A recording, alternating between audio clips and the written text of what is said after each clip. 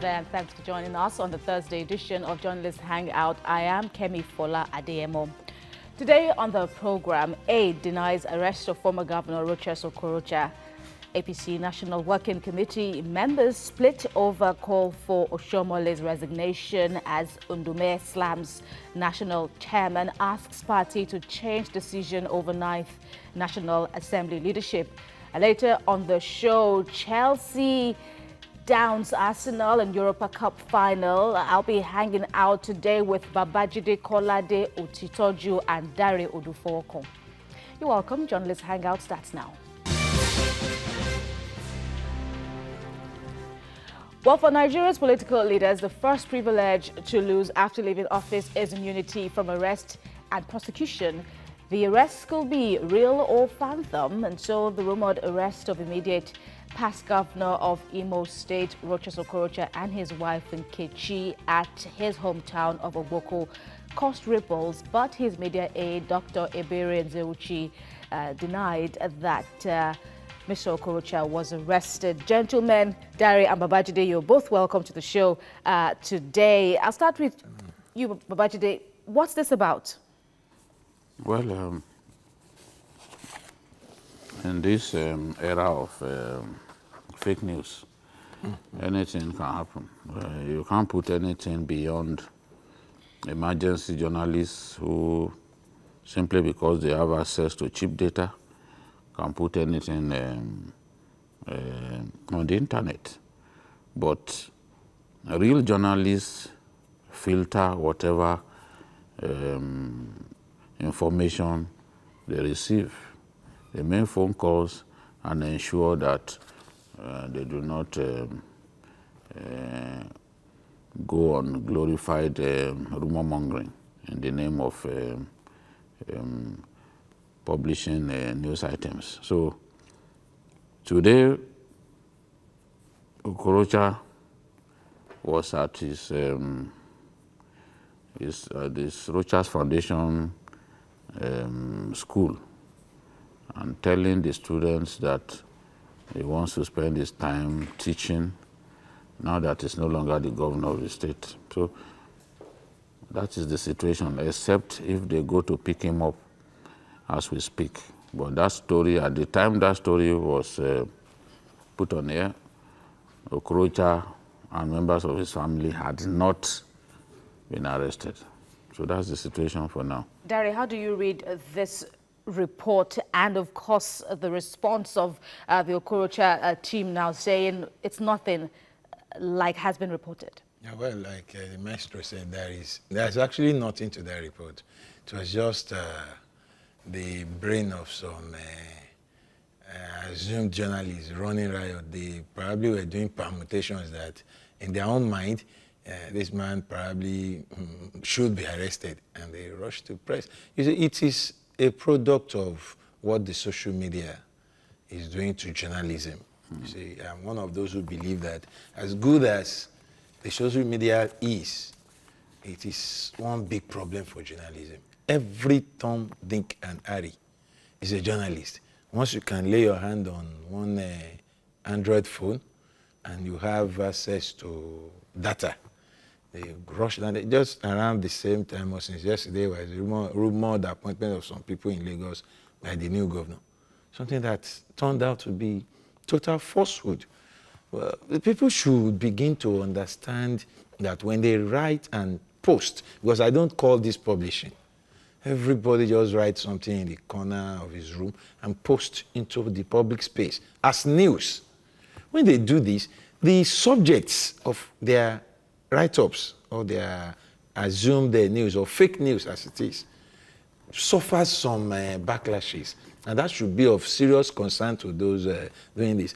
Like he said, I think it's high time, you see, when you want to, when in the accounting profession, they know themselves. If you are chartered, you are a fellow, you are ACA, in other I think it's high time some of us in the journalism profession to begin to speak out that we know ourselves and we know what we can do and what we will not do. So when you see, so that when people see things like this, they don't begin to quickly, because I was reading through Facebook and you need to see the bashing our own profession has received because of this, that journalists again, they're always carrying fake news. And this obviously is not the product of journalism.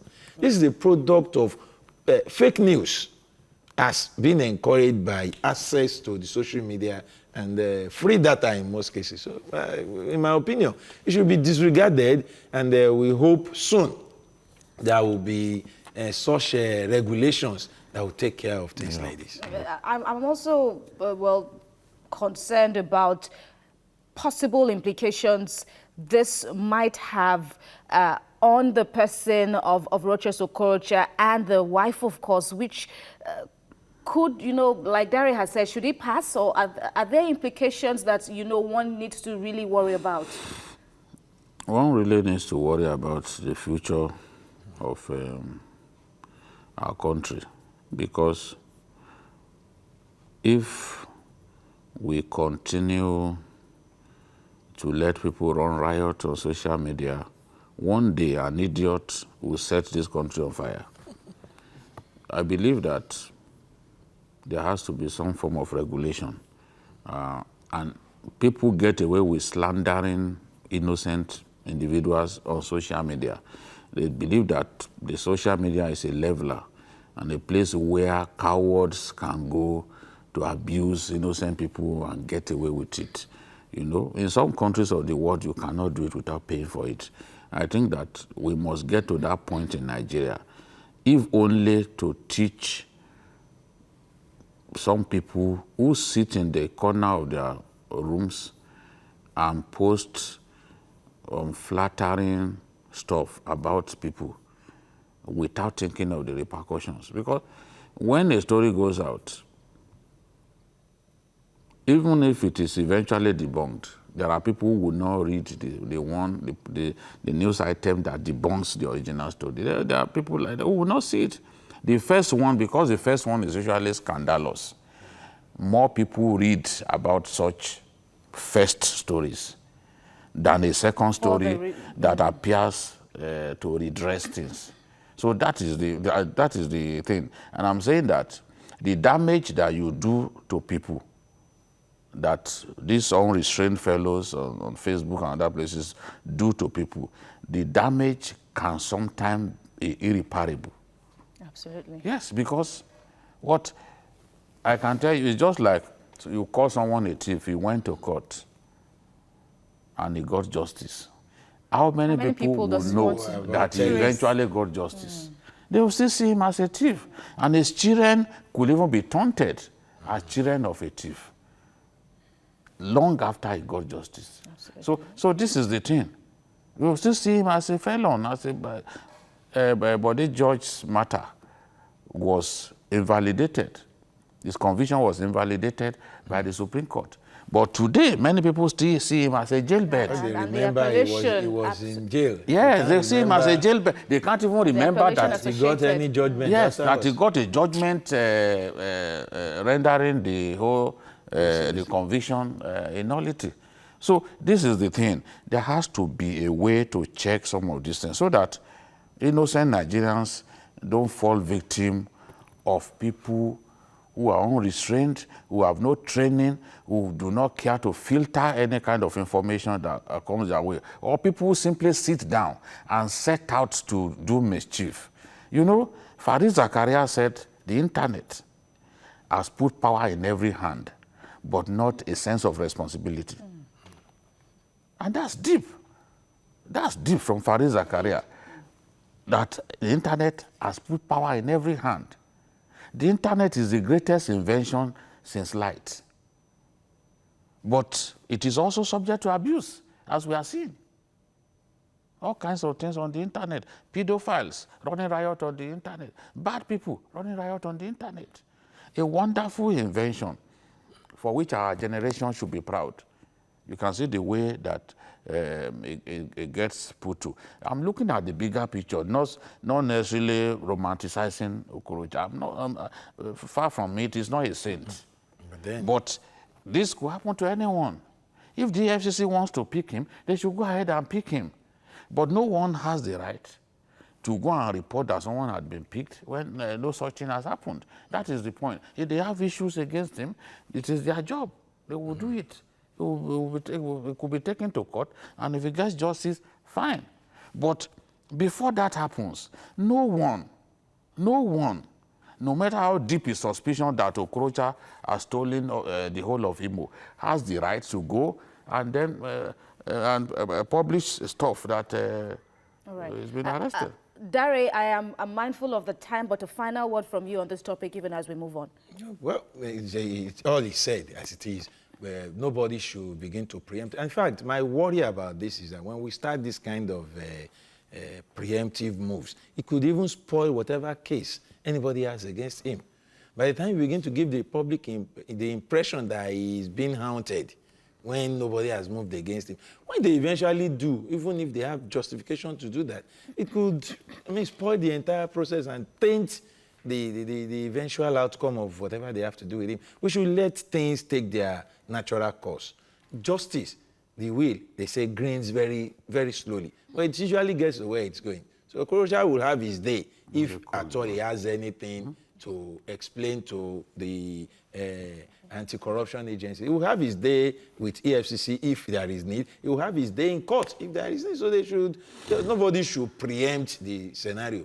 For now, he's off the hook. He has not been picked up. EFCC has not even said they are looking for him. So we should leave it at that until they are ready to do whatever they want to do. Of course, former Governor Okorocha's media aide, Ebere Ezeuchi, had already denied his principal was arrested. Now, let's hook up with Dr. Ebere Ezeuchi. He's the media aide of former Governor of Imo State, Rochas Okorocha. Thank you very much, Dr. Ezeuchi. Now, about this report now that has turned out to be fake, so to speak, how do you respond? Sorry, if you say that again. About the news that filtered in a while ago that former Governor Okorocha was arrested, and then the fast rebuttal from your end. Tell us more. Okay, that is a big lie. Fabricated news, fake story. I guess this is facilitated and sponsored by opposition. People who think that they can't feel the big shoes left by Governor Okorocha. Moments ago, Governor Okorocha is at his ranch where he has his Rochas Foundation College of Africa teaching students of the college. He's fine and good, and he's doing well in his post-governorship times. So it is not true that the governor or members of his family were arrested by any agency. It is not true. And then there's been talk about how far-reaching the implications of this report could be and what it means for the Okorocha camp. How far are you willing to go now to redeem the image, so to speak, of former Governor Okorocha? Okay, let me put it this way. The governor has done so well. And all through the time he was in power, with his very credible and landmark milestones, people will still criticize. They are just people who are conscious of the fact that he has raised the level of governance.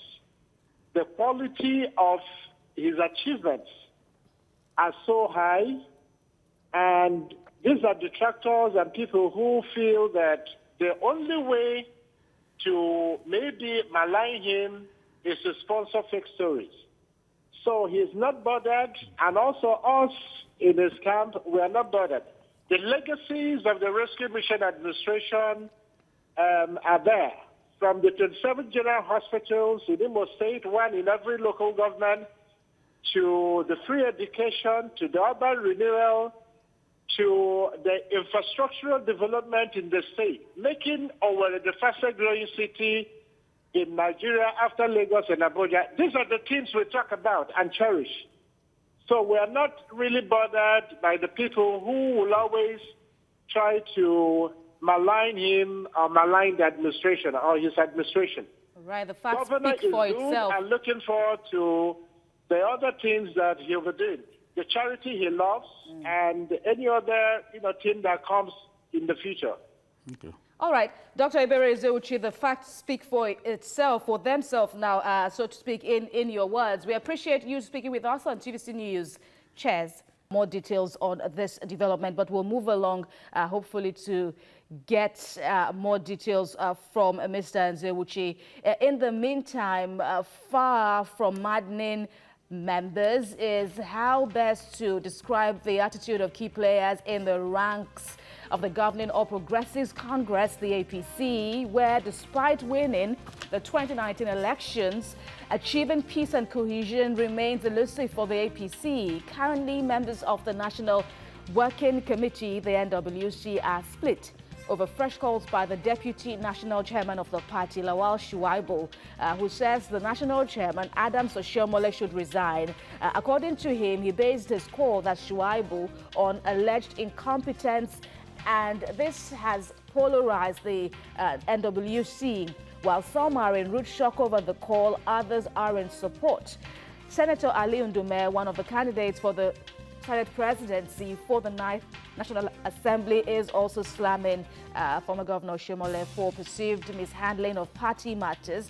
Senator Ndume wants the party to change its decision over the leadership of the next assembly. That's the crux of our next discussion now. If I would deep in and out of Mr. Lawal Shuaibu's letter, personal letter to the national chairman of the party, he says, talking about Oshiomhole's sins now, he lacks the composure to lead the party, and the party has, in his words, become badly fractured. This also seems to be the line that Senator Ndume is towing, Babajide. As for Senator Lawal Shuaibu, we fell apart with Oshiomhole over the battle for Zamfara State. While Oshiomhole and members of the cabal in Aso Rock wanted Dawda Lawan, he preferred the candidate of the governor, Muktari Shehu Koguna Guso. At the end of the day, and then we had Kabiru Marafa, Senator Kabiru Marafa on the other side. 3 different groups contesting within the APC in Zamfara for the governorship seat. Of course, when there is a conflict of interest, each group would want to assert itself and show itself strong and carry the day. So Oshiomhole used the powers at his disposal to try and get his favored candidate to carry the day. The governor did likewise. The governor and his people organized primaries in Zamfara that was not supervised by the team sent from the national headquarters of the party. Of course, it's possible to simply give them the instruction, don't work with the people on the side of the governor. That is what people like Senator Shuaibu, Lawal, and supporters of former Governor Yari felt, that Oshiomhole and his people deliberately told the team from Abuja not to work with the governor, which means that if they were organizing, because the governor, as the leader of the party in the state, saw to it that primary was organized, but that primary was not supervised, and if it was not supervised by them, they went back to Abuja and said there was no primary. Marafa, who in any case, even if a primary was organized, the governor would do his best to ensure that Marafa, being his political enemy, did not emerge out of any primary. He knew he would be shut out effectively. So here was the governor contending against Oshiomhole and his people on one hand, and Senator Kabiru Marafa on the other hand. And then you had the governor in the middle. So at the end of the day, they didn't achieve any form of unanimity. And INEC then decided that, look, you didn't conduct primaries.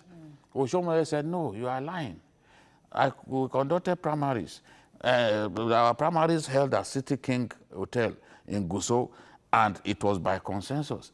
And then the governor snapped and said, no, there was no such thing. There was no consensus arrangement because clearly Oshiomhole was trying to present his own list. He had his own list.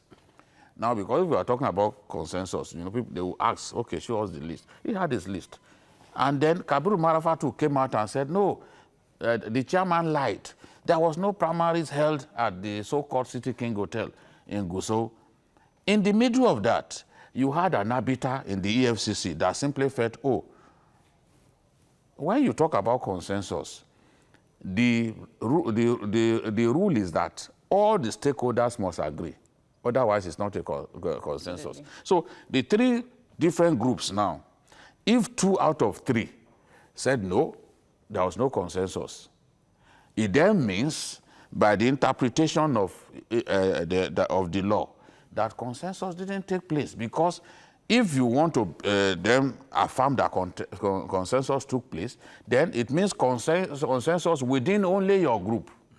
And if it's within only your group, then people will say, no, it's no consensus. It was the same thing that happened in Ogun State when the governor dropped his own list. Another contending groups are saying, no, no, no, we do not agree. And the party at the national level overruled the governor with cap like a telco mast. So in the case of Oshiomhole, it was easy for the INEC to conclude that these people, they are not organized, they didn't do consensus. So the conflict between Oshiomhole and Shaibu actually began from that period, because he's always been Governor Yari's man, and he wanted Governor Yari's candidate to emerge. So if you have the chairman of the party and is the deputy chairman not agreeing on who should be the governorship candidate in Zamfara, definitely you can then expect that when eventually the party lost out, as we saw last week, then people will find who to blame. So Shaibu has come out now. Shaibu is bitter about what transpired, and he blames Oshiomhole for everything. So he blamed him. So for him, Oshiomhole caused what happened in Zamfara, and Oshiomhole should pay for it. Yes. And then we're also seeing some form of support in the midst of this controversy. Dare, another group is saying, Ahmed Lawal, now in Adamawa State, is saying, let it not be the fault of the national chairman alone. Let the entire National Working Committee take the blame for the APC's woes. Well, the first thing I want to say is that APC, that's the ruling party now, should not be the architect of their own woes and eventual downfall. With dramas like this, shortly after a general election, this started barely before the elected people even took the oath of office. The party wants to bring itself down. It's unfortunate. You see, people are talking about Oshiomhole losing Zamfara, losing Bauchi, and losing Oyo. Nobody is giving him credit for winning Kwara. That was a state anybody would have thought he would lose. But he won it. In as much as I don't agree with some of the APC's national chairman's approach to issues. I think he obviously needs to differentiate between unionism and politics. The role of dialogue and eventual consensus in politics is huge. So every leader must work with the intention of achieving consensus. Not necessarily the kind of consensus they are talking about where they shut some people out and just draw up a list. But a consensus where everybody is a winner. If they had adopted that in Zamfara, maybe we won't be here. From the analysis painted by Maestro here, everybody wanted a peace of the cake. Cake in Zamfara. But you found out that all the three factions, because this is the politics of a state I followed diligently as a political reporter. All the three factions in Zamfara wanted one list to be adopted. All. Even at a point when a group that feels they were the minor group there was ready to, okay, let's do some trading. I think a demand was made for the governor's senatorial ticket. And the governor who wants to install a successor, in my opinion, should be able to sacrifice something. Okay, you take this. We have seen it happen before. In 2007 here in Lagos, a sitting governor wanted to go to the Senate. There were issues about people agreeing to a particular governorship candidate, and he sacrificed his own ambition. Okay, for peace in the party, give this to someone else from another group. And that sort of doused the tension. What the people in Zamfara, APC in Zamfara has itself to blame. No doubt about that. They fought like, there is a saying that says, when two siblings fight to death, an outsider usually inherits their father's compound. That is exactly what happened to APC in Zamfara. They fought to death. Now, everybody is looking for a scapegoat. All right. Oshiomhole is the leader.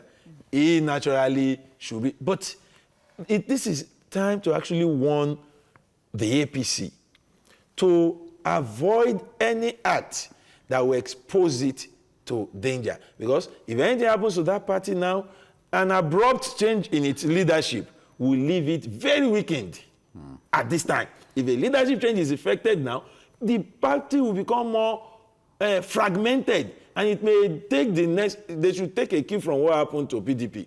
4 good years they were struggling.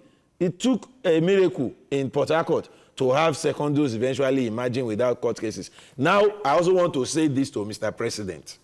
In all this, it is very, very important for him to speak up now. We should remember the story of Emperor Nero, who fiddled while Rome burnt. This should not be the case. He is a leader of the party. This is happening now. It is too early in the day for APC to fight this kind of political cutthroat fights, in my opinion. Of course, which brings us to the issue of what the party should do with it. As have been pointed out, the letter was merely between Alhaji Shuaibu and the national chairman. So what approach should the party be looking out a day after inauguration of a second term, a big win for APC? What should be the approach? Yeah, I think that the national chairman should focus on his job. He inherited a mess. Let's tell ourselves the truth. Baba Oyegun didn't run the APC properly, and we shouted and shouted. We spoke about the crisis that led to the loss of states like Adama, Bauchi, and the rest of them were actually caused by the leadership of Oyegun. By the time Oshiomhole took over, so much damage had been done.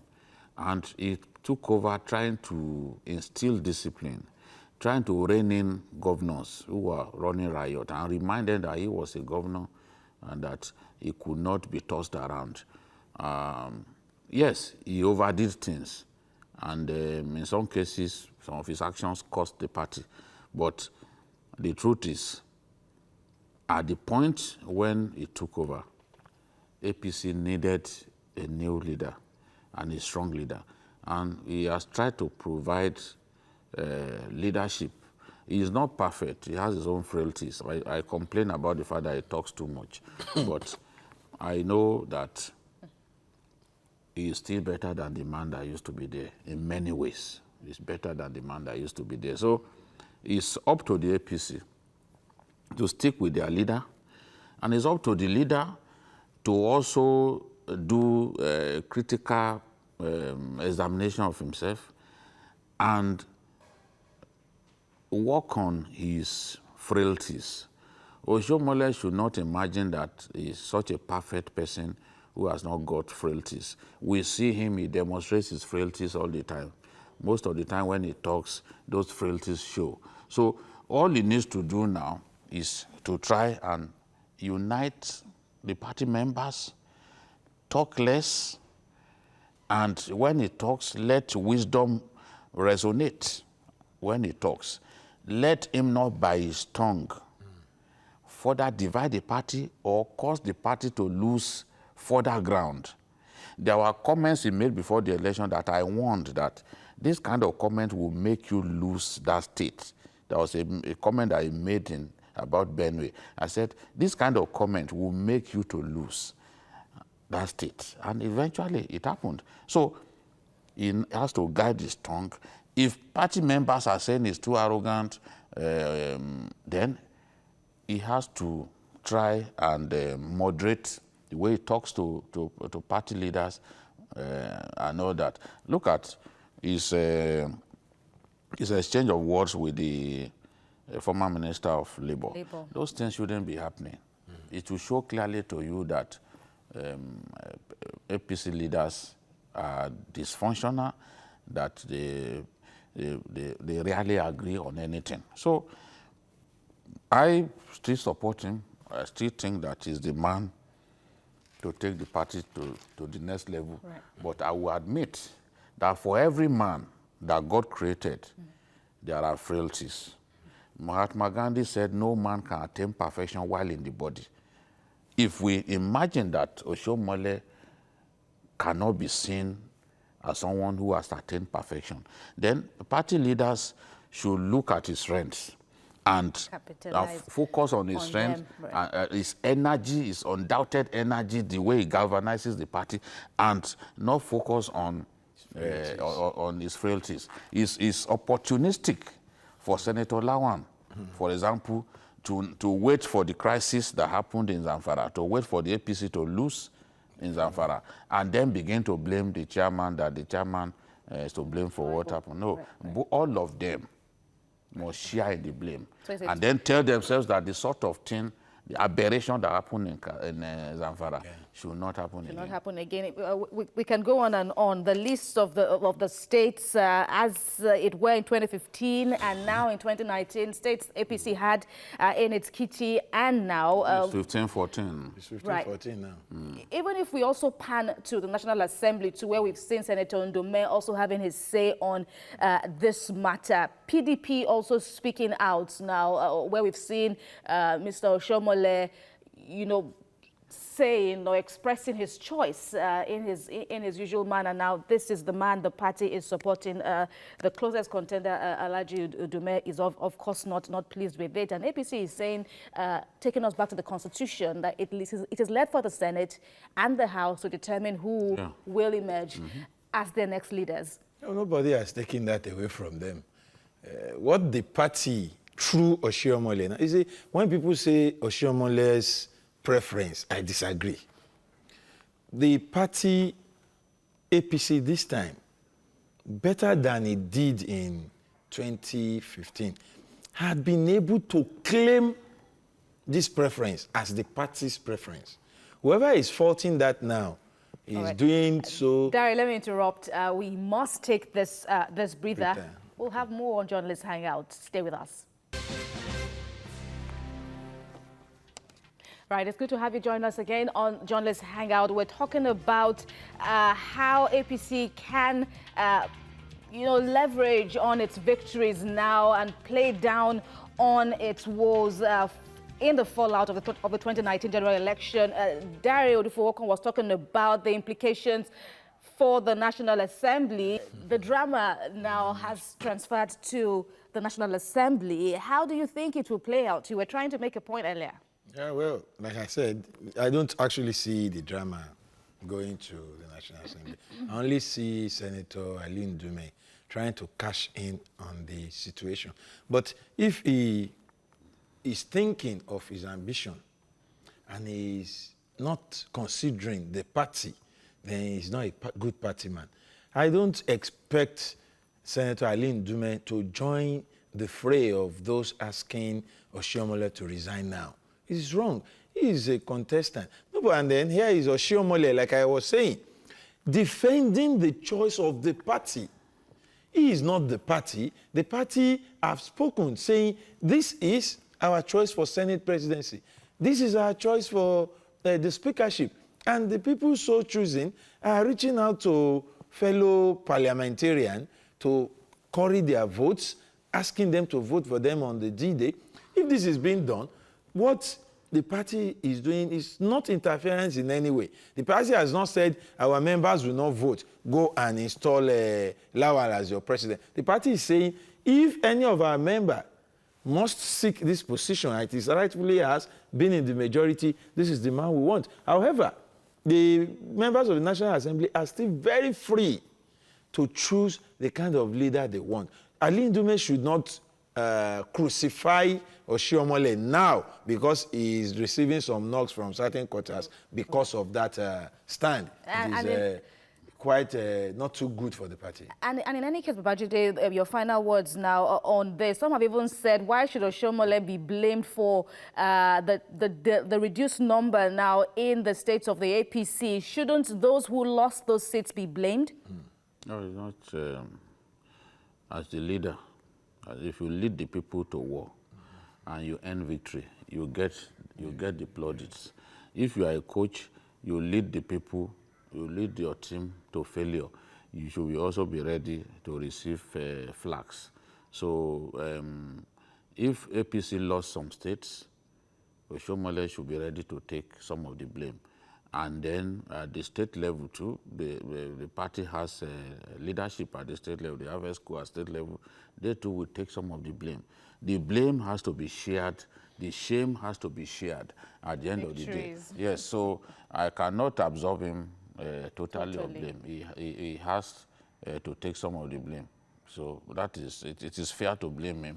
But for people like Ndume to be accusing him of imposition, there is no imposition. It's like the party has merely advised that this is the candidate that we want. We can't force Senate leadership on the Senate because people will vote across party lines. PDP members will vote. You can't force them to vote for your choice. Even APC members too will vote for who they want. It is not the party that will force a candidate on the Senate. So I do not see imposition. It's not imposition. Yes, the party has preference, but that's where it ends. The senators and the House of Representatives will determine who their leaders will be. So if he's popular with his colleagues, they will vote for him. All right. June the 11th, then we'll wait and see how it all pans out. But still ahead, we must serve you our own take on Chelsea down in Arsenal in Europa Cup final. Solomon Ajuzogo will join us on this table. Stay with us. You're watching Journalists Hangout. Well, the final outcome of the 2019 UEFA Europa League in Baku, Azerbaijan can best be described as an anticlimax. The final between two English teams, Arsenal and Chelsea, both from the same city of London, promised to be a cracker, but it fell short of the hype. Chelsea thrashed Arsenal 4-1 to win the Europa League. It is Mauricio Sarri's first trophy as a manager and condemns the Gunners to another season in Europe's second-tier competition as their 25-year wait for a major continental honor also goes on. Solomon Ajuzogo has joined us. You're welcome. I'm speaking with every sense of seriousness now, knowing how many hearts got broken last night. So you give us your take. It's not the first time Arsenal hearts are broken, so it's not news. It was just... So you are saying that their hearts routinely get broken. I don't know how some people still stick with the club. Loyalty, you cannot... they're not condemn only loyalty. Sticking, they're still talking. They are still talking. No, it's amazing. It's shameful, it was a shameful final, I must confess. Well, the books had said that Arsenal was on the ascendancy from the league performance and the rest of them, and that Chelsea was neither here nor there. And so there had been this prediction that Arsenal, give or take, Arsenal would come out tops. there was no semblance of even a derby encounter in this final. What amazes me is the fact that the first half ended goalless. And Arsenal seemed to be the team on top in the first half. But then it ended goalless. And then the second half, Arsenal that had been renowned under the new coach, Unai Emery, to be a team of the second half, went down 4 goals in the second half. I just don't understand what happened. I remember Derry also saying that left to him, Arsenal played better. Yeah, all through that match. In my opinion, I'm a very unrepentant Chelsea fan. And when people say that was a disgraceful final, I disagree. It's actually a very glorious final. And people are looking at the entire thing from the angle of Arsenal. For God's sake, Chelsea won that match gloriously. And then against a lot of predictions, though. I don't know why people felt... Chelsea was confined to losing that match. And then if you look at the first half, really, Chelsea was actually not in the match. Arsenal had it going for it all through the first half. They could have buried that match in the first half if they had taken all their chances. But as it turned out, it was Chelsea's day. It was a glorious day. And in my own opinion, though, the coach of Arsenal merely lived up to my Yoruba interpretation of his name. It's Emery, and Emery are very similar. And Emery is like, you can't predict an Emery to continue to either leave or go the other way. It's a glorious final. It was a one-sided final. Final matches are not supposed to are not supposed to be high-scoring. Yeah. I mean, 1-0, 2-1. It was like a training match, actually. Eventually. I was watching the game and I was like, No what fire. was going on? No fire. There was How no did you fire. sleep last night? Did you go to bed angry? No, you see, the thing is, I've never been an Arsenal supporter and I will never be one. Yeah. In my home, my younger sister, Maumi, my brother, Tokumbo, they are long-suffering Arsenal supporters. They've supported Arsenal over the years. Arsenal under their former coach, Arsene Wenger, who only won the league 3 times in more than 20 years. He reached 3 European Cup finals and didn't win anyone. But I thought that, because I made a prediction that clearly failed.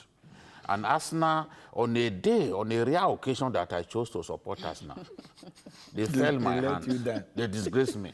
So, and you see, now you look back, it then means that Arsenal has not really changed. Because I said yesterday, if Arsenal fails to win this match, then they will have confirmed to people that they are just like Tottenham, a team that has a reputation for bottling it up when it matters the most. Because Tottenham, when you think that Tottenham will do great, maybe in a final you say Tottenham will just fuck up.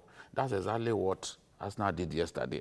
Even when I made that prediction, I still left room that if they don't win, then they will have shown to us that this is the way they are. Because I felt that that hunger had to be there.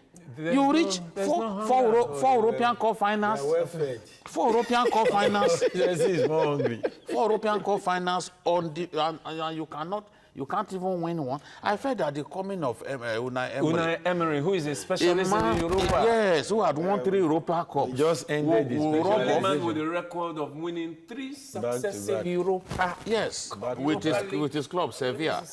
And I felt that, with Unai Emery, that maybe the Arsenal will get the rub of the green.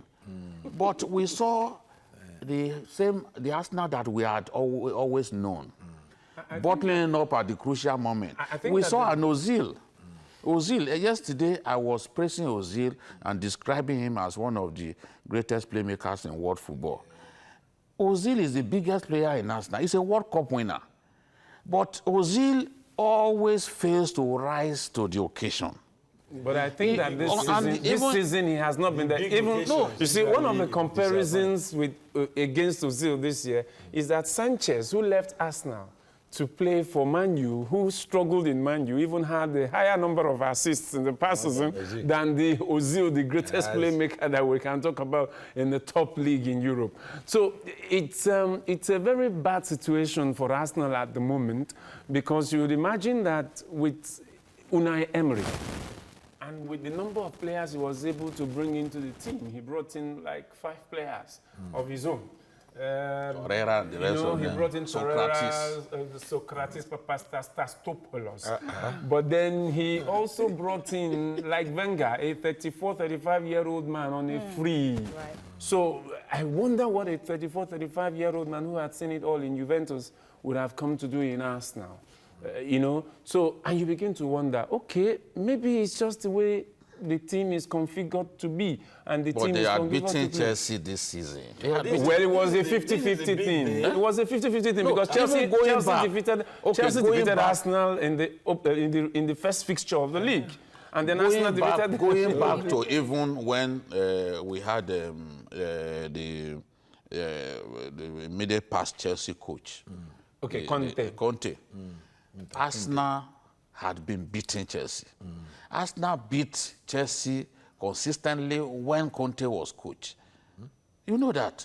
So, and this man too came and beat the last game between both teams. Arsenal won 2-0.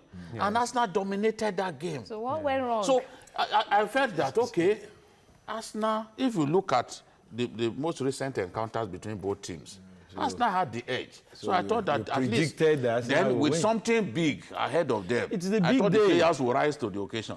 The great strikers that we talked about, Aubameyang and Lacazette. They had one goal. They didn't look like they didn't score. It was Iwobi that scored.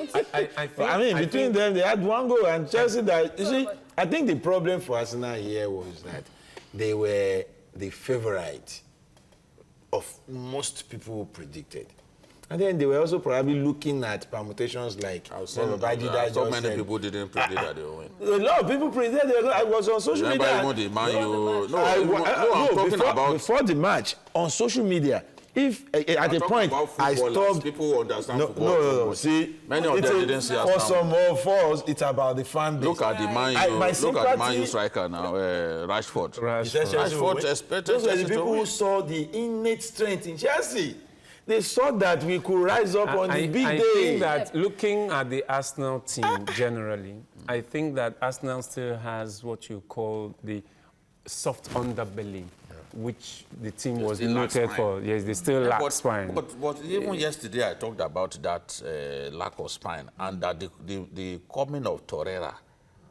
Because Torreira is always snapping at your heels. So that the coming of Torreira will give them that spine that they lack. Well, I think that the fundamental problem is that it is generally an attacking team. And because it's generally an attacking team, there's very little a man who is playing in front of the back four will do when the pressure consistently comes to him. For instance, Barcelona is an attacking team. They have a defensive midfielder, probably one of the best in the world, if not the best. But then the pressure doesn't really come to the Barcelona defense. The attackers are already defending in the high line. Attacking team. But the Arsenal team does not defend from attack. That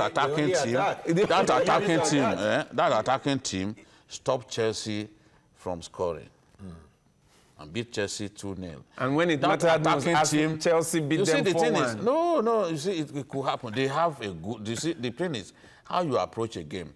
In 2010, in the Champions League semi-final, Jose Mourinho decided that the best way to stop Messi was to come up with a wall of 3.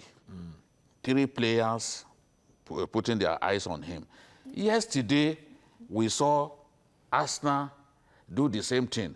But the danger in doing that is that you leave space for someone else to move. And Emerson was exploiting the space on the left. You know that Emerson, the first goal came through Emerson. Before then, he had missed a chance. So I think they thought that they could cage Hazard. And that if they succeed in caging Hazard, then they will win the game. Because Chelsea also didn't parade a particularly creative midfield. Then we saw Kovacic, Jorginho. Let's just say that Arsenal did not step up. They did not show up. They did not step up. They played as if nothing was at stake. Right, and is that now going to be the only oomph they have to give to their performance in future to, clinch the title eventually? Well, we'll wait to see. They say it's the first season of the manager. So we'll give him the benefit of the doubt. If they are up against Chelsea again, Chelsea will beat in Wenger's first season, he won a double. So that doesn't hold water. In his first season, he won a double. In Conte's first season, he won a double. Right. Big ups now to the unrepentant followers of Arsenal. Of I will course, never predict in favor of Arsenal. Let's hope they eventually get their day. Well, I wish them long suffering. I hope they recover quickly from this loss. Absolutely, and the better for them. Dario, do for Next time I will be more. I'm here from the It was our background. day. Arsenal I fans. apologize to Chelsea Oh, fans. but I was going to say. I apologize for not believing in you. Now you believe it. But what you think? Arsenal was a Now you serious team believe to it, support. The producers of Journalist Hangout are telling me. When I had that, I made that mistake and I regret it. when I had that your prediction, my heart I fell. say I apologize. No, I It didn't won't happen happen again. My heart fell. I won't predict in favor of Arsenal again. I will never Because try you it have again. a way of being right with your Gentlemen, predictions. this is so unfair. This is so unfair. Are you one of them too? All right, thank you very much, Dario Solomon. Thank you very much. My dad, my brother. No, I don't want them to call. I don't want them to call and say, Kemi, that wasn't fair of you. London currently, and he's a Chelsea supporter. So I will call him to say congrats. Hey, man. Right. All right, everyone. Thank you very much for keeping us company on today's edition of Journalist Hangout.